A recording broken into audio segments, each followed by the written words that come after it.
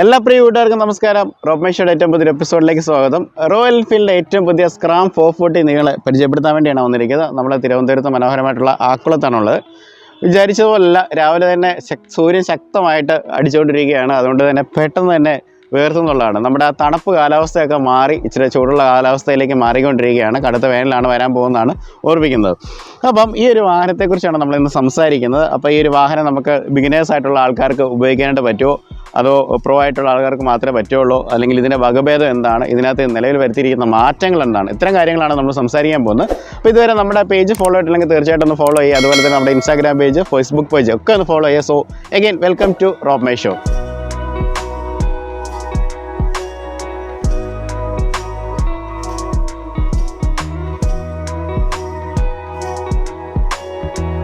അപ്പോൾ ഈ ഒരു വാഹനത്തെക്കുറിച്ച് പറയുകയാണെങ്കിൽ ആദ്യമേ നമുക്ക് ഇതിൻ്റെ ഒരു വകഭേദം എന്താണെന്ന് നമുക്ക് നോക്കാം. ശരിക്കും ഈ ഒരു വാഹനത്തെക്കുറിച്ച് റോയൽ എൻഫീൽഡ് പറയുന്നത് ഇതൊരു ക്രോസ് ഓവർ ആയിട്ട് വരുന്ന ഒരു ബൈക്കാണെന്നാണ്. അതായത് നിലവിൽ നമുക്ക് ഹിമാലയനൊക്കെ നമ്മൾ കണ്ടിട്ടുണ്ട്. ഇത് പക്ക അഡ്വഞ്ചർ ആയിട്ടുള്ള ഒരു ബൈക്കാണ്. അപ്പോൾ അതിൻ്റെ അതേ ലുക്കുകൾ തന്നെയുള്ള ഒരു വാഹനം തന്നെയാണ് ഇതും. അപ്പം എന്നാൽ ഇതൊരു സ്ക്രാംബ്ലറും കൂടെയാണ്. അപ്പോൾ സ്ക്രാംബ്ലർ ആയതുകൊണ്ടാണ് സ്ക്രാം 440 എന്നുള്ളൊരു പേര് ഇതിന് കൊടുത്തിരിക്കുന്നത്. അപ്പോൾ എന്നാൽ ഇതൊരു സ്ക്രാംബ്ലർ ആണെന്ന് ചോദിച്ചാൽ പരിപൂർണ്ണമായിട്ടുള്ളൊരു സ്ക്രാംബ്ലറും അല്ല, അതുപോലത്തെ ഒരു അഡ്വഞ്ചർ ബൈക്കാണെന്ന് വെച്ചാൽ അങ്ങനെയല്ല. അപ്പോൾ ഇതിൻ്റെ ഇടയ്ക്ക് വരുന്നൊരു വാഹനമാണ്. അപ്പോൾ ആ ഒരു വാഹനമാണ് നമ്മളിന്ന് ഡീറ്റെയിൽ ആയിട്ട് പരിചയപ്പെടാനായിട്ട് നമുക്ക് പോകുന്നത്. രണ്ട് വേരിയൻറ്റുകൾ നമുക്ക് ഈ വാഹനം നമുക്ക് അവൈലബിൾ ആയിട്ട് കിട്ടും. ഫോഴ്സ് ട്രെയിൽ, ഇങ്ങനെ രണ്ട് വേരിയൻറ്റുകളാണ് നമുക്ക് കിട്ടുന്നത്. അതുപോലെ 5ഓളം കളേഴ്സ് നമുക്ക് അവൈലബിൾ ആണ്. ഇതൊരു ഫോഴ്സ് ഗ്രേ എന്ന് പറയുന്ന മനോഹരമായിട്ടുള്ള കളറാണ്. മറ്റുള്ള നല്ല കളേഴ്സും കൂടെ ഈ ഒരു വാഹനത്തിനകത്ത് അവൈലബിൾ ആയിട്ടുണ്ട് എന്നുള്ളതാണ്. അപ്പം ഈ ഒരു വാഹനം മൊത്തത്തിൽ നമ്മൾ നോക്കുകയാണെന്നുണ്ടെങ്കിൽ എന്താണ് മാറ്റങ്ങൾ വരുത്തിയെന്ന് നോക്കാം. അപ്പം നിലവിൽ 411 എന്ന് പറഞ്ഞൊരു മോഡൽ ഇന്ത്യയിലുണ്ടായിരുന്നു, ഡിസ്കണ്ടിന്യൂ ആയിപ്പോയി. ആ ഒരു മോഡലും ഇതുപോലെ തന്നെ ഇരിക്കുന്ന ഒരു ബൈക്കായിരുന്നു. അപ്പം അതിനേക്കാളും കുറച്ചും കൂടെ വ്യത്യാസങ്ങൾ ഈ വാഹനത്തിനകത്ത് വരുത്തുന്നുണ്ട്. ഈ 411-നകത്ത് കുറച്ചുകൂടെ കാര്യങ്ങൾ വേണമെന്ന് പ്രേക്ഷകരല്ലെന്നുണ്ടെങ്കിൽ ഈ പറയുന്ന പോലെ യൂസേഴ്സ് ആവശ്യപ്പെട്ടതിൻ്റെ ഭാഗമായിട്ട് റോയൽ എൻഫീൽഡ് കിട്ടുന്ന മാറ്റങ്ങളാണ് ഈ ഒരു വാഹനത്തിനകത്ത് വന്നിരിക്കുന്നത്. ഏറ്റവും നോട്ടത്തിൽ അല്ലെങ്കിൽ പ്രധാനമായിട്ട് എടുത്ത് പറയേണ്ട കാര്യം എന്ന് പറഞ്ഞാൽ വാഹനത്തിൻ്റെ ഡിസ്പ്ലേസ്മെൻറ്റ് കുറച്ച് കൂട്ടിയിട്ടുണ്ട്. അത് നേരത്തെ 411 cc ആയിരുന്നുണ്ടെങ്കിൽ ഇപ്പോൾ ഈ വാഹനം എന്ന് പറഞ്ഞാൽ 443 cc ആണ്, അതായത് 440 എന്ന് പറയുമ്പോൾ. അപ്പം അതുപോലെ തന്നെ നേരത്തെ 5 ഗിയർ ആയിരുന്നെങ്കിൽ ഇപ്പോൾ 6 ഗിയറിലേക്ക് മാറ്റിയിട്ടുണ്ട്. പിന്നെ അല്ലാതെ ചെറിയ ചെറിയ മാറ്റങ്ങളാണ് മെയിനായിട്ട് വരുത്തിയിരിക്കുന്നത്. അപ്പം നമുക്ക് ഈ ഫ്രണ്ട് മുതൽ ഈ ഒരു വാഹനം നമുക്ക് ഒന്ന് പറഞ്ഞു നോക്കാം. ലൈക്ക് ഈ ഒരു ഫ്രണ്ടിലേക്ക് വരുന്ന സമയത്ത് ഹെഡ് ലാമ്പുകൾ, അതിനകത്ത് വന്നൊരു കാര്യമായിട്ടുള്ള മാറ്റം എന്ന് പറയുന്നത് നേരത്തെ ഹാലജൻ ലാംപ്സ് ആയിരുന്നുണ്ടെങ്കിൽ ഇപ്പോൾ വാഹനത്തിനകത്തേക്ക് വരുമ്പോൾ LED ലാംപ്സ് കൊണ്ടുവന്നിട്ടുണ്ട്. അപ്പോൾ കുറച്ചും കൂടെ റോഡിൽ നല്ല പ്രകാശപൂരിതമായിട്ട് നമുക്ക് വാഹനം ഓടിക്കാനായിട്ട് സാധിക്കുന്നതാണ് അവർ പറയുന്നത്. അതുപോലെ തന്നെ ഇവിടെ ചില മെറ്റൽ പാർട്സ് ഒക്കെ നേരത്തെ ഉണ്ടായിരുന്ന ഫൈബർ മാറ്റിയിട്ടുള്ള കുറേ മെറ്റൽ പാർട്ടുകൾ കൊണ്ടിട്ടുണ്ട്. അതുപോലെ അതിൻ്റെ ഒരു പെയിൻറ്റിങ്ങിൻ്റെ ഒരു ലഷ്നസ് ഒക്കെ ഭയങ്കര ഭംഗിയാണ് കാണുക എന്നുള്ളത്. അതുപോലെ നമ്മൾ ഈ വാഹനത്തിന് ഫ്രണ്ടിലേക്ക് വരുവാണെങ്കിൽ ടെലസ്കോപ്പിക് ആയിട്ട് വരുന്ന ഫോർക്കുകൾ നമുക്ക് കാണാനായിട്ട്, നമുക്ക് സസ്പെൻഷൻ നമുക്ക് കാണാനായിട്ട് നമുക്ക് സാധിക്കും. 190 മില്ലിമീറ്ററാണ് ഇതിൻ്റെ ട്രാവൽ വരുന്നത്. 43 ബോറാണ് വാഹനത്തിനകത്ത് കൊടുത്തിരിക്കുന്നത്. അതുപോലെ മഗ്ഗാർഡ്സ് നമുക്ക് അവിടെ കാണാം. അതുപോലെ ടയേഴ്സിലേക്ക് വരുവാണെങ്കിൽ ഫ്രണ്ടിൽ 19 ഇഞ്ചുള്ള ടയേഴ്സും കാര്യങ്ങളൊക്കെയാണ് വന്നിരിക്കുന്നത്. ഇതിനകത്ത് അതുപോലെ തന്നെ നമുക്ക് വലിയ ഡിസ്ക് ബ്രേക്കുകൾ നമുക്ക് കാണാനായിട്ട് പറ്റും. ഏകദേശം 300 മില്ലിമീറ്ററിൻ്റെ വലിയ ഡിസ്ക്കാണ്. അതുപോലെ ഫ്ലോട്ടിംഗ് ആയിട്ട് വരുന്ന 2 പിസ്റ്റൺ വരുന്ന കാലിപ്പേഴ്സും നമുക്ക് ആ ഫ്രണ്ടിൽ വശത്തായിട്ട് കാണാനായിട്ട് നമുക്ക് സാധിക്കും. അപ്പം ടയേഴ്സ് ആണല്ലോ നല്ല ഗ്രിപ്പി ആയിട്ടുള്ള സീറ്റിൻ്റെ ടയേഴ്സാണ് കൊടുത്തിരിക്കുന്നത്. അത്യാവശ്യം നല്ല കട്ടയുള്ള ടയറുകളാണ്. അപ്പം കുറച്ച് ഓഫ് റോഡൊക്കെ പോകാൻ പറ്റുന്ന രീതിയിലൊക്കെയാണ് ഈ വാഹനം കൈകാര്യം ചെയ്തിരിക്കുന്നത്. പ്രധാനപ്പെട്ട ഒരു കാര്യം എന്ന് പറഞ്ഞാൽ 200 മില്ലിമീറ്ററോളം ഈ വാഹനത്തിന് ഗ്രൗണ്ട് ക്ലിയറൻസും കൊടുത്തിട്ടുണ്ട്. അപ്പം നമുക്ക് കുറച്ച് മൺവഴിയിൽ കൂടെ അല്ലെങ്കിൽ കുറച്ച് കല്ലുള്ള റോഡിൽ കൂടെയൊക്കെ പോയി കഴിഞ്ഞെന്ന് പറഞ്ഞാലും വാഹനത്തിന് വലിയ പ്രശ്നങ്ങളില്ലാതെ മാനുവർ ചെയ്ത് പോകാനായിട്ട് നമുക്ക് സാധിക്കും. ഇനി നമുക്ക് അതിൻ്റെ ഫ്യൂൽ ടാങ്കിലേക്ക് വരാം. 15 ലിറ്ററാണ് ഫ്യൂൽ ടാങ്ക് വരുന്നത്. അതിൻ്റെ ഒരു പ്രധാനപ്പെട്ട ഒരു അട്രാക്ഷൻ എന്ന് പറഞ്ഞാൽ ഈ വാഹനത്തിൻ്റെ കളറിൻ്റെ കോമ്പിനേഷൻസ് ഒക്കെയാണ്. ഈ ഒരു കളറാണെങ്കിൽ നല്ല രസമുണ്ട്. ഓറഞ്ച് കളറൊക്കെ കൊടുത്ത് നല്ല ബ്യൂട്ടിഫുൾ ആയിട്ട് തന്നെ ആ ഒരു വാഹനത്തിനകത്ത് ആ ഒരു ടാങ്ക് ഡിസൈൻ ചെയ്ത് വെച്ചിട്ടുണ്ട്. നമ്മളിനി ഇതിൻ്റെ ഒരു ഹാൻഡിൽ ബാസിലേക്ക് വരുവാണെങ്കിൽ വളരെ വൈഡ് ഓപ്പൺ ആയിട്ട് വരുന്ന ഹാൻഡിൽ ബാസാണ് കൊടുത്തിരിക്കുന്നത്. അതായത് നമുക്ക് അപ്രൈറ്റ് ആയിട്ടുള്ള നെഞ്ച് വിരിച്ചിരിക്കാൻ പറ്റുന്ന ഒരു സീറ്റിംഗ് പൊസിഷൻ കിട്ടാൻ വേണ്ടിയുള്ള ഒരു ഹാൻഡിൽ ബാസാണ് വാഹനത്തിനകത്ത് കൊടുത്തിരിക്കുന്നത്. അതുപോലെ തന്നെ നമുക്ക് രണ്ട് വശത്തായിട്ട് നക്കിൾ ഗാർഡ്സ് ഉണ്ടാകും. അതായത് ഇതൊരു ഓഫ് റോഡ് വകഭേദം കൂടെ വരുന്നത് കൊണ്ട് തന്നെ എന്തെങ്കിലും വാഹനം ചെരിഞ്ഞു പോകുന്ന സമയത്ത്, അതായത് വാഹനത്തിന് അത്യാവശ്യം നല്ല വെയിറ്റ് ഉണ്ട്, 187 കിലോയാണ് വാഹനത്തിൻ്റെ വെയിറ്റ് വരുന്നത്. അപ്പോൾ നമ്മുടെ കയ്യിൽ നിൽക്കാതെ മറിഞ്ഞൊക്കെ വീഴുന്ന സമയത്ത് നമ്മുടെ കൈകൾക്ക് പരിക്കില്ലാതിരിക്കാൻ വേണ്ടിയാണ് അത്ര നക്കിൾ ഗാർഡ്സും കാര്യങ്ങളൊക്കെ കൊടുത്തിരിക്കുന്നത്. അതുപോലെ ഈ ഒരു വശത്തേക്ക് വരുവാണെന്നുണ്ടെങ്കിൽ എൻ്റെ ഇഗ്നീഷൻ സ്വിച്ചും കാര്യങ്ങളൊക്കെ ആ ഒരു വശത്താണ് പ്രൊവൈഡ് ചെയ്തിരിക്കുന്നത്. അപ്പം അത്തരം കാര്യങ്ങളിലൊക്കെ അതൊന്നും വ്യത്യാസങ്ങൾ വരുത്തിയിട്ടില്ല. ഇനി നമുക്ക് ഇതിൻ്റെ ഒരു മീറ്റേഴ്സിലേക്ക് നമുക്ക് നോക്കാം. മീറ്ററിലേക്ക് നോക്കുമ്പോൾ നമുക്ക് റെട്രോ സ്റ്റൈലുള്ള റൗണ്ടായിട്ട് വരുന്ന ഒരു മീറ്റർ കൺസോൾ തന്നെയാണ് വരുന്നത്. ഓഡോ മീറ്ററും കാര്യങ്ങളൊക്കെ ഉണ്ട്. അതിനകത്ത് ചെറിയൊരു ഡിജിറ്റൽ ഡിസ്പ്ലേ വാഹനത്തിനകത്ത് പ്രൊവൈഡ് ചെയ്തിട്ടുണ്ട്. അപ്പോൾ ഈ ഒരു വാഹനത്തിനകത്ത് ഓപ്ഷനായിട്ട് നമുക്കൊരു ട്രിപ്പർ പോഡ് കൂടെ നമുക്ക് ആഡ് ചെയ്യാം. അതായത് ഗൂഗിളിൻ്റെ സപ്പോർട്ടോട് വർക്ക് ചെയ്യുന്ന നാവിഗേഷൻ വെക്കുന്ന ഒരു സംവിധാനം നമുക്ക് എക്സ്ട്രാ ആക്സസറി ആയിട്ട് വേണം നമുക്ക് ഓർഡർ ചെയ്യാം. അതിനുള്ള സ്പേസും പ്രൊവിഷനും ധൈര്യ വശത്തായിട്ട് ഇട്ടിട്ടുണ്ടെന്നുള്ളതാണ്. അതുപോലെ നമുക്ക് കീസ് അവിടെ നമുക്ക് കാണാനായിട്ട് നമുക്ക് സാധിക്കും. അപ്പോൾ ഇതാണ് ഈ ഒരു വാഹനത്തിന് ഫ്രണ്ടിൽ നിന്നുള്ള ഒരു കാഴ്ചയെന്ന് പറയുന്നതെന്ന് പറഞ്ഞു കഴിഞ്ഞാൽ നമുക്കിനി ഇതിൻ്റെ സീറ്റും കാര്യങ്ങളൊക്കെ നോക്കാം. എടുത്തു പറയേണ്ട ഒരു കാര്യം എന്ന് വെച്ച് കഴിഞ്ഞാൽ നമുക്ക് ഞാൻ ആദ്യമേ പറഞ്ഞായിരുന്നു ഇതൊരു ബിഗിനേഴ്സിന് പറ്റുന്നൊരു വാഹനമാണോ ഇല്ലയോ എന്നൊക്കെ ഞാൻ പറഞ്ഞിരുന്നു. അപ്പം പ്രധാനപ്പെട്ട പൊക്കം കുറവുള്ള ആൾക്കാർക്ക് പറ്റുമെന്നൊക്കെയാണ്. അപ്പോൾ എന്നെ സംബന്ധിച്ച് ഞാൻ പറയുകയാണെന്നുണ്ടെങ്കിൽ നമ്മൾ സീറ്റിലിരിക്കുന്ന സമയത്ത് 795 മില്ലിമീറ്ററാണ് സീറ്റിൻ്റെ ഹൈറ്റ്. അപ്പം ഞാൻ എന്നെ സമയത്ത് ആ 5.6 ആണ്, അതായത് 5 അടി 6 ഇഞ്ചാണ് എൻ്റെ ഒരു ഹൈറ്റ് എന്ന് പറയുന്നത്. അപ്പോൾ 170 സെൻറ്റിമീറ്ററാണ്. അപ്പോൾ എനിക്ക് വളരെ കൂളായിട്ട് ഇരിക്കാനായിട്ട് പറ്റുന്നുണ്ട്, ബാലൻസ് ചെയ്തിരിക്കാനായിട്ട് പറ്റുന്നുണ്ട്. അപ്പം പേടിക്കേണ്ട ആവശ്യമൊന്നുമില്ല. ഒരു ആവറേജ് പൊക്കമുള്ള ഒരു മനുഷ്യനെ കൈകാര്യം ചെയ്യാനായിട്ട് പറ്റും. പിന്നെ വെയിറ്റ് ഇച്ചിരി കൂടുതലാണ്, 187 കിലോ എന്ന് പറയുമ്പം ഇച്ചിരി വെയിറ്റ് ഉണ്ട്. ഇതിൽ വെയിറ്റുള്ള ബൈക്കുകൾ ഉണ്ടെങ്കിൽ പോലും നമുക്ക് ഈ ഒരു സെൻട്രൽ സ്റ്റാൻഡ് നേരത്തെ ഇല്ലായിരുന്നു, ഇപ്പോൾ സെൻട്രൽ സ്റ്റാൻഡ് കൊണ്ടുവന്നു. അതുപോലെ നമുക്ക് ഈ ഒരു വശത്തേക്ക് വരുവാണെന്നുണ്ടെങ്കിൽ നമുക്ക് ഇവിടെ ഒരു ഗാർഡും കാര്യങ്ങളൊക്കെ നമുക്ക് കാണാനായിട്ട് പറ്റും. റോയൽ എൻഫീൽഡ് എന്നുള്ള ഒരു ബാഡ്ജിങ് അവിടെ കൊടുത്തിട്ടുണ്ട്.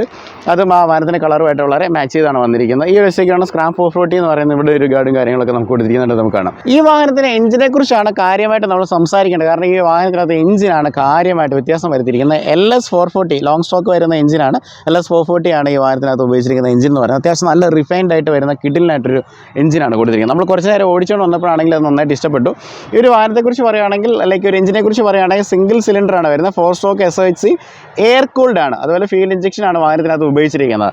ഡിസ്പ്ലേസ്മെൻറ്റിനെ കുറിച്ച് പറയുന്നത് 443 cc ആണ്. അതുപോലെ തന്നെ നമുക്ക് ഈ ഒരു വാഹനത്തിൻ്റെ പവറിൻ്റെ കാര്യങ്ങളൊക്കെ നോക്കുകയാണെന്നുണ്ടെങ്കിൽ നമുക്ക് 25.4 bhp ആണ് വരുന്നത്. 6250 RPM നമുക്കത് കിട്ടുന്നതാണ്.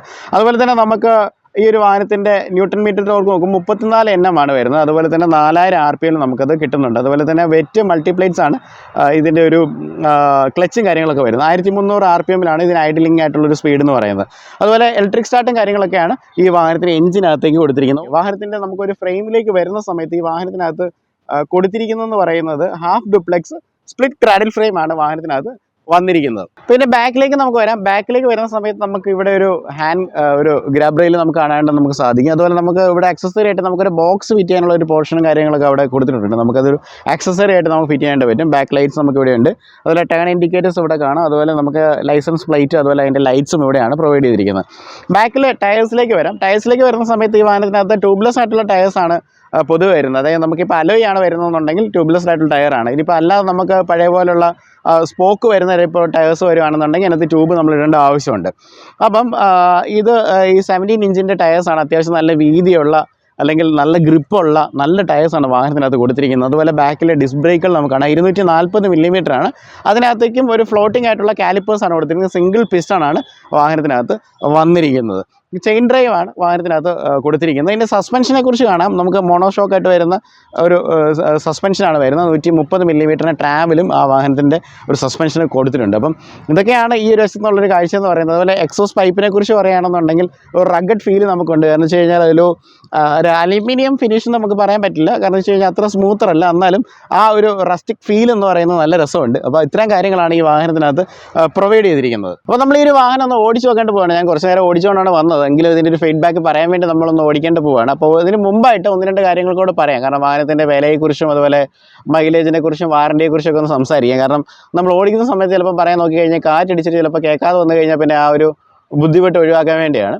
അപ്പോൾ നമുക്ക് 2 വേരിയൻറ്റുകളിലാണ് അവൈലബിൾ ആയിട്ട് കിട്ടുന്നത് നമ്മൾ പറഞ്ഞല്ലോ. അപ്പോൾ ഒന്ന് ഫോഴ്സ്, അതുപോലെ തന്നെ ട്രെയിൽ. അപ്പം നമ്മൾ ഇപ്പോൾ ഈ അലോയൊക്കെയുള്ള മോഡലാണ് ഈ ടോപ്പ് എൻഡ് ആയിട്ട് വരുന്നത്. അതിലേക്ക് വരുന്ന സമയത്ത് അതിൻ്റെ പ്രൈസിംഗ് എന്ന് പറയുന്നത് 2,15,000 രൂപയാണ് എക്സ്ഷോറൂം പ്രൈസ് വരുന്നത്. അതുപോലെ തന്നെ വാഹനത്തിൻ്റെ തൊട്ട് താഴെയുള്ള വേരിയൻറ്റിലേക്ക് വരുന്ന സമയത്ത് 2,08,000 രൂപയാണ് നമുക്ക് പ്രൈസ് വരുന്നത്.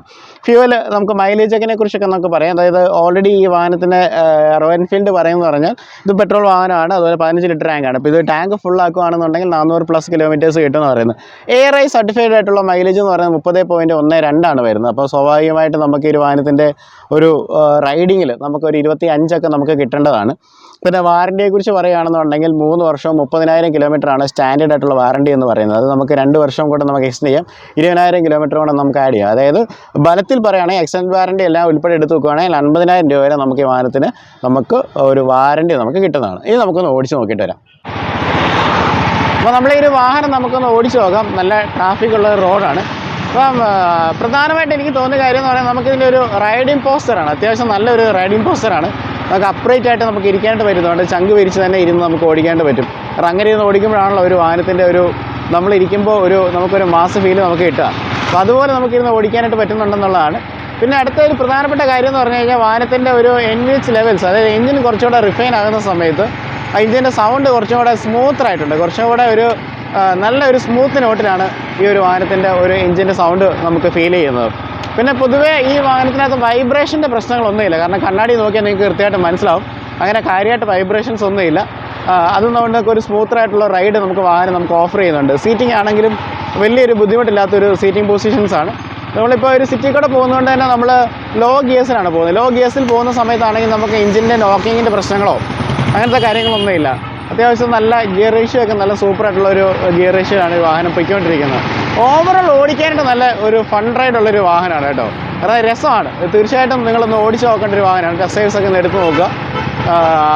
നല്ലൊരു ഫീൽ നിങ്ങൾക്ക് നല്ലൊരു പോസിറ്റീവ് ഫീലായിരിക്കും നിങ്ങൾക്ക് ഈ വാഹനം ഓടിക്കുന്ന സമയത്ത് നിങ്ങൾക്ക് കിട്ടുക.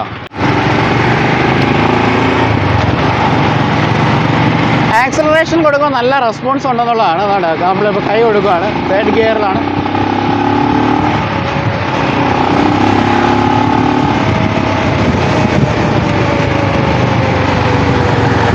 ഓക്കെ, നല്ല റെസ്പോൺസ് ഉള്ള ആക്സലറേഷൻ കാര്യങ്ങളൊക്കെയാണ്. ഒരു ഫൺ ടു ഡ്രൈവ് ആണ്. എന്തായാലും നിങ്ങൾ തീർച്ചയായിട്ടും ടെസ്റ്റ് ഡ്രൈവ് എടുക്കുക. നമുക്കെന്താ ഈ വാഹനം ആക്ച്വലി തന്നിരിക്കുന്നത് പറഞ്ഞു കഴിഞ്ഞാൽ നമ്മുടെ ട്രിവാൻഡ്രം സെക്രട്ടേറിയറ്റിന് ഓപ്പോസിറ്റ് ആയിട്ടുള്ള സ്റ്റാച്യു എന്ന് പറഞ്ഞ സ്ഥലത്ത് ഓപ്പോസിറ്റ് ആയിട്ടുള്ള മരക്കാർ മോട്ടോഴ്സിലാണ്.